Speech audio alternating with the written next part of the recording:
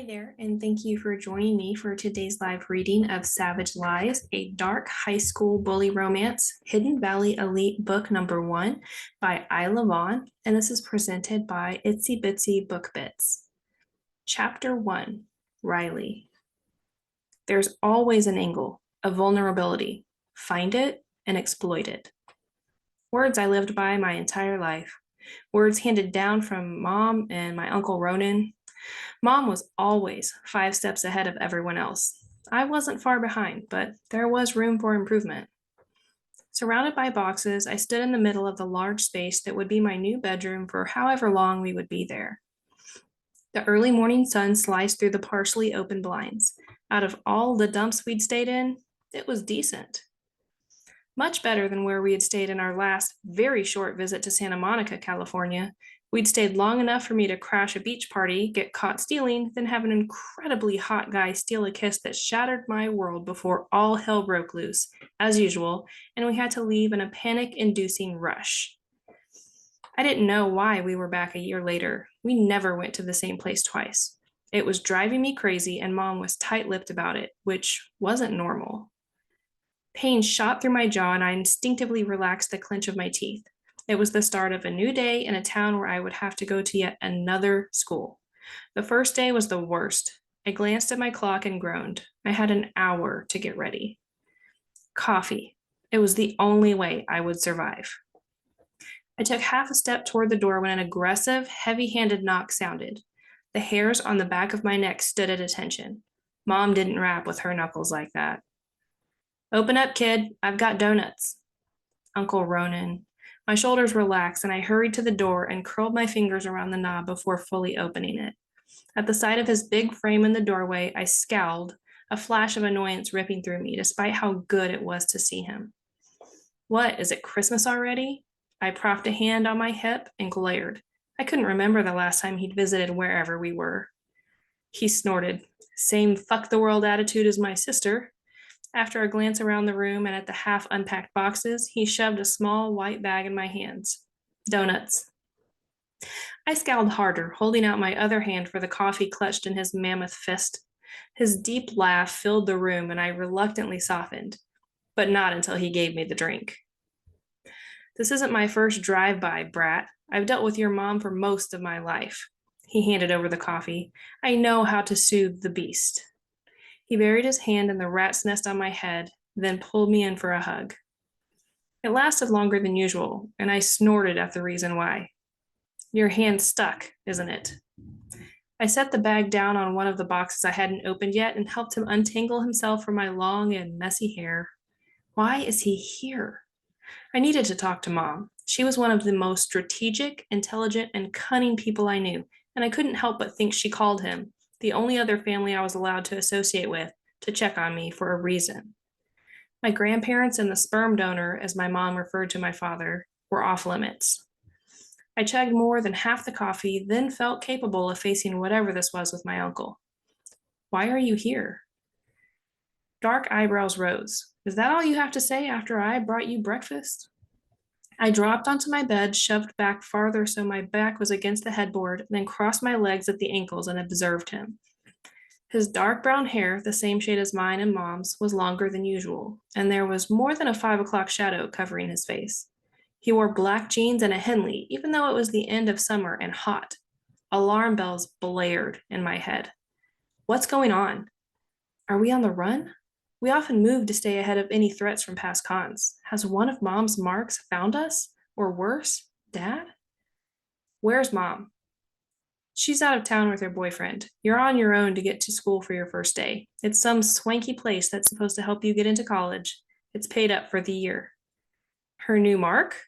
I sat straighter, shock rolling through me. She always shared everything with me about her cons, but she hadn't this time. I narrowed my gaze on Uncle Ronan. It made his presence even more suspect. Later, I would deal with the paid up for the year comment. Not this time. There's no con. Bullshit. Why are you here? Just to pay for my education? That sounded shitty. And thank you for that. He always made sure I had what I needed when Mom couldn't, but a private high school I didn't need or want. He nodded, then leaned against the door jamb. What? I can't visit my favorite niece? I was his only niece. Are you in on this con? It would explain the dark clothes and the casual attitude that screamed trouble. Stop being so suspicious. I have business nearby. When Raylan told me where you guys were moving, I thought I would come by. That's it. Nothing else is going on. I didn't believe him for a second, but regardless, I was happy to see him. It had been too long since his last visit. Are you sticking around? I gotta take off, kid, but I'll try to swing back in a week or so. Well, hell. I set my empty to go cup on the nightstand that came with the rental and swung my legs off the bed.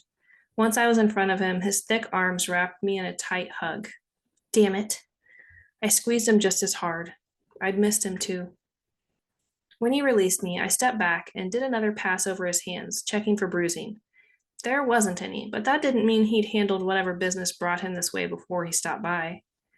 Walk me out, he commanded, but the deep tones held a softness others didn't get. I followed his 6-foot-plus frame toward the back of the furnished house. The rear door was off the kitchen, and Uncle Ronan paused, his gruff expression turning serious. I met his dark brown eyes, something the three of us shared. It was obvious we were related. He and Mom could have been twins with their chestnut hair and olive skin. While he had the same high cheekbones as Mom, his jaw was square, while her face was more heart-shaped. She was drop-dead gorgeous. Heads turned when she walked past. I was told by the people who loved me, my uncle and Mom, that I looked like a younger copy of her, that I was beautiful. But they had to say that. I owned a mirror. I didn't believe them for a second. Regardless of how similar we all looked, it was risky for us to meet Uncle Ronan in certain places. We couldn't let dear old Dad know where we were. It was complicated, but so were our lives. How's the car running? I had a sweet midnight blue Dodge Charger souped up to compete in NASCAR if I was into that sort of thing, which he'd given me for my 16th birthday. I couldn't help but grin, pushing through the heaviness of the morning. I loved that car. Good, no problems. Are you keeping up with the oil changes? I rolled my eyes. Yes. He'd made sure I knew everything there was to know about taking care of the car before he'd officially handed over the keys. It had been a great week because he'd spent the entire time with us, even if it was to give me a crash course in mechanics. And diving? Are you going to take it up here at the new school? Yes, I smacked one of his overdeveloped biceps. Mom had promised last year that this place would be a fresh start, until it wasn't. But she swore her plan, whatever that was, would work this time. I'm getting a scholarship to go to any college I want. We both know it. Maybe that was why the new school was set up, but I couldn't help to think there was more to it. That's the way to do it, kid. He pinched my chin between his thumb and forefinger, lifting it slightly so our gazes held. This is a different area than what we're used to, but don't think the people aren't as vicious or manipulative as they are in the rougher neighborhoods. If I need to come back here to knock some heads around, I will. Don't let any boys get into your pretty little head. I lightly smacked his hand, knocking his hold away. Like I'd ever let that happen. Do you think I've learned nothing by growing up how I did? He grunted, then pulled me in for another bone-crushing hug. Love you, kid. You call me if you need anything. Even if I need a body buried? I was kidding, but I knew he would do it if I asked. What he did for a living was suspect. Always. When the door, the back one that didn't have a Ring doorbell or any other cameras, closed behind him, I shut and locked it, then hurried to the shower. Once dressed and ready, I grabbed the donut before rushing out the door. None of this was normal. Mom didn't have boyfriends, at least not real ones, and she always filled me in on the details of her cons. She'd shared some or all of her plans with Uncle Ronan. Why is she shutting me out? After pulling up the address to the high school, my mood went from bad to worse. It was another first day at a new school, but this time I was going in blind. Chapter 2, Cole. I tasted her kiss again in my dreams, the girl I couldn't place with the slender neck, big almond-shaped brown eyes, and her lips, soft and full, parting under my insistence.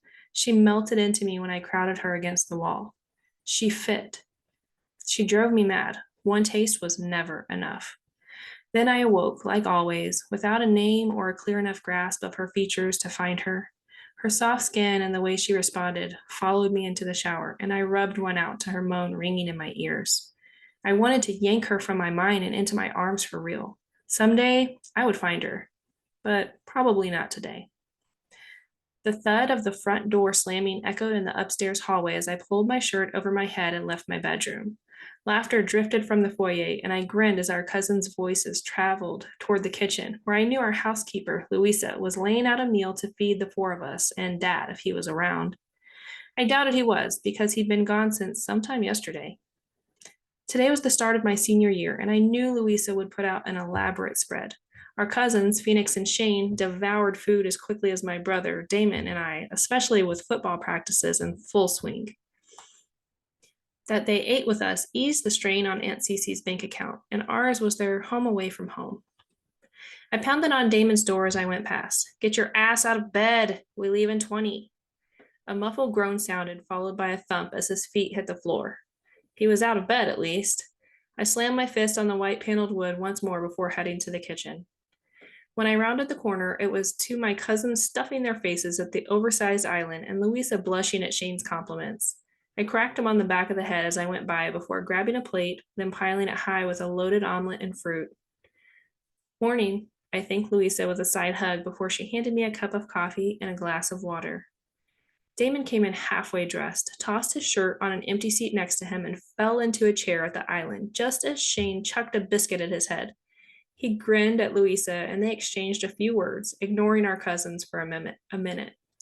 Their relationship was more mother and son than the one he'd had with our own mom. She took care of us, and we appreciated the hell out of her even more after losing our mom. That day stayed with us, tainting our every day, every waking hour, and fucking us up even more than we already had been. My phone pinged in my pocket, and I pulled it out, glancing at the screen. It was an alarm to one of Dad's rental properties. I thought it was vacant. Weird. I'd have to check on the house after practice. Where's Dad? Damon asked. Louisa made herself scarce at his question, a frustrated expression pinching her weathered features. She disapproved, but would never say anything about our absent father. Probably at work already, I said with a grunt, but Damon and I exchanged a knowing glance. I could bet money the text I'd just gotten was from him. He'd been absent all weekend, no doubt with his flavor of the week.